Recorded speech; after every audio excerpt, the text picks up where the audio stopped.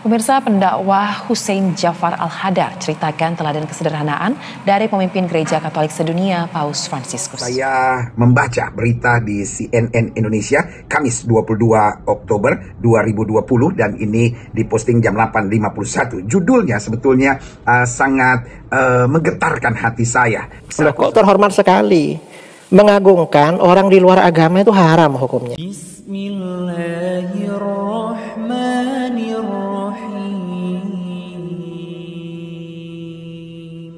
Assalamualaikum warahmatullahi wabarakatuh.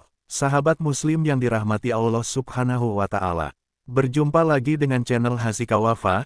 Sebelumnya kami ucapkan banyak terima kasih dan kami doakan, semoga Allah subhanahu wa ta'ala senantiasa memberikan kesehatan dan menjauhkan kita dari segala musibah dan bencana. Amin ya robbal alamin. Pada video sebelumnya, kita telah membahas tentang umat muslim yang merasa bangga dan kagum dengan Paus Fransiskus, dan bagaimana hukumnya menurut ajaran Islam. Pada video kali ini, channel Hasika Wafa akan membahas sisi lain dari Paus Fransiskus yang sering dibanggakan oleh sebagian umat muslim di tanah air.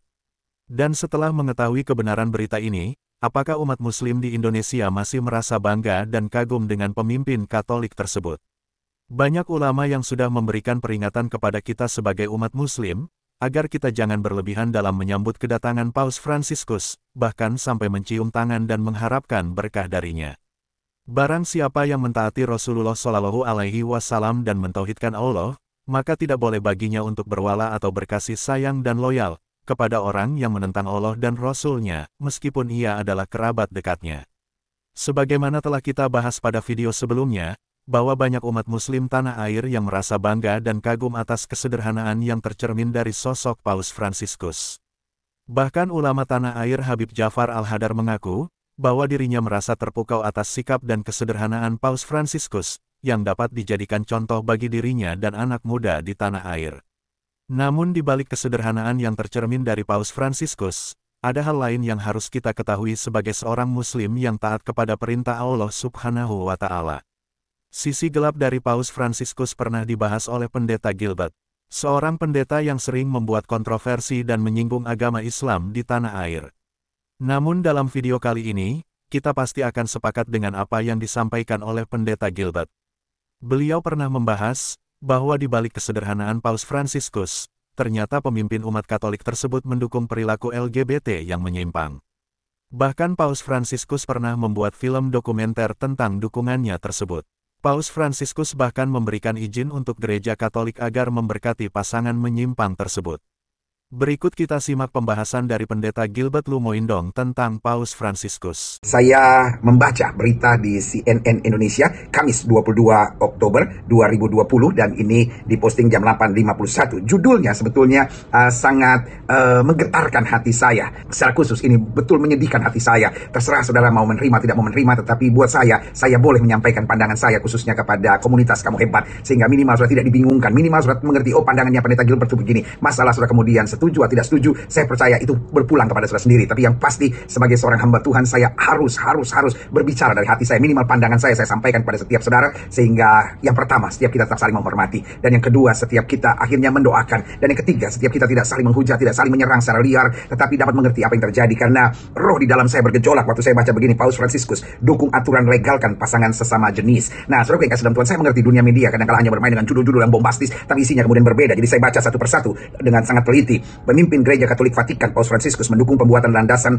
hukum yang mengatur tentang ikatan hubungan pasangan sesama jenis. Jadi dalam bahasa Inggris disebutnya Civil Union Law. Jadi bagaimana pasangan sesama jenis dapat bersatu dengan hukum pernikahan untuk membangun keluarga. Betul, kita harus mengerti betul. Ini bukan berarti Gereja Katolik mensahkan, melegalkan, dan mau memberkati pasangan LGBT, bukan itu. Tetapi pada level pertama, jadi artinya civil union law, artinya ada payung hukum, sehingga kalau mereka hidup bersama, mereka tidak dipersekusi. Jadi, on the other way, dengan lain kata, kurang lebih begini, bahwa gereja Katolik memang tidak memberkati, tetapi tolonglah pemerintah membangun sebuah dukungan atau legalitas untuk mereka dapat tinggal bersama, dapat hidup sebagai satu pasangan, dan istilahnya kemudian untuk membangun keluarga. Saudara yang kasih dalam Tuhan, masing-masing boleh punya pandangan, tetapi secara jujur saya harus nyatakan dengan jujur, saya yakin itu bukan pandangan Alkitab. Mungkin itu pandangan beliau, penafsiran beliau, dan kita hormati meskipun saya tidak menyetujui, saudara, tetapi saya yakin 100%, dan beliau memang tidak ngomong itu pandangan Alkitab. Jadi saudara yang kasih dalam Tuhan, saya percaya itu tidak mewakili pandangan Alkitab. Sahabat muslim yang dirahmati Allah Subhanahu wa Ta'ala,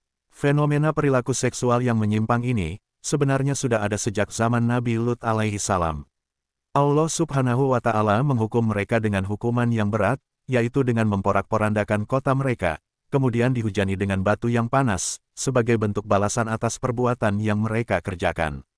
Setelah mengetahui fakta tersebut, apakah kita sebagai umat muslim akan tetap merasa bangga dan kagum dengan pemimpin Katolik tersebut, yang dengan tegas memberikan dukungan terhadap kelompok LGBT yang menyimpang?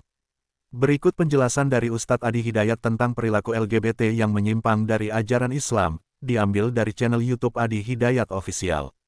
Baik, Quran surah 51 ayat ke-49, saya turunkan dalil lainnya. Wa min kulli syai'in khalaqna az-zawjayn la'allakum tadhakkarun.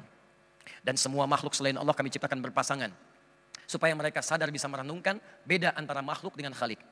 Allah tidak berpasangan, makhluk berpasangan. Karena itu ketika Allah menciptakan manusia pertama, itu ada pasangannya. Adam, Allah ciptakan pasangannya siapa? Hawa. Ingat ya, mohon maaf ya. Pasangan orang tua kita pertama kali, dzakar wa untha, laki-laki perempuan. Adam dan Hawa. Allah tidak menciptakan Adam dengan Adang. Atau Siti dengan Hawa. Pasangan Adam dengan Hawa. Karena itu keturunannya pun ketika disebut Bani Adam, 7 kali disebutkan di Quran, maka keturunan Adam pun mesti memilih pasangan yang benar. Laki-laki ketemu perempuan. Quran surah 49 ayat 13. Ya ayyuhan nasu inna khalaqnakum min dzakarin wa untha. Jangan sampai laki-laki cari laki-laki lagi, perempuan cari perempuan. Hati-hati, itu keliru, konsep yang salah. Bahkan binatang, ada jantan, ada betina. Bahkan tumbuhan, ada putik, ada benang sari. Nanti sebentar lagi Idul Adha, insya Allah tanggal berapa? Oh, bukan, 10 Dzulhijjah. Belum pernah dengar saya ada Idul Adha tanggal 1 September. Bukan, 10 Dzulhijjah bertepatan dengan 1 September.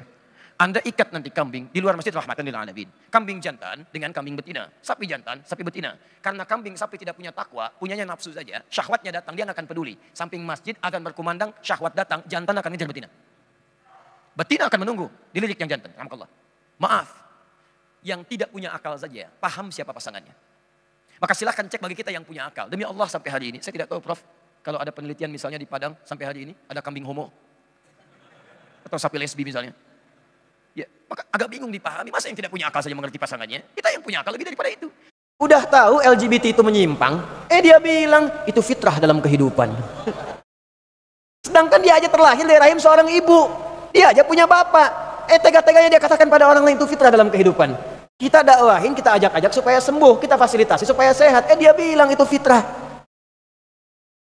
Sementara suaminya sendiri nggak mau disebut homo, istrinya nggak mau disebut lesbi. Di keluarganya dia jaga-jaga, pada orang lain, keluarga orang lain dia katakan itu fitrah. Itu bahaya. Dan biasanya orang-orang seperti itu, kata Al-Quran, kata-katanya itu bagus, kalimatnya menarik, logikanya cantik. Al-Baqarah ayat 204. Wa minan nasi may yu'jibuka qawluhu fil hayatid dunya wa yashhadullaha ala ma fi qalbihi wa huwa aladul khisam. Hati-hati, ada orang yang kalau bicara kata-katanya menarik, retorikanya cantik, kadang logikanya seperti masuk ke akal, padahal di dalamnya ada racun yang membahayakan. Itu musuh yang paling bahaya. Nah, kalau ada yang begitu, majlisnya jangan dipenuhin.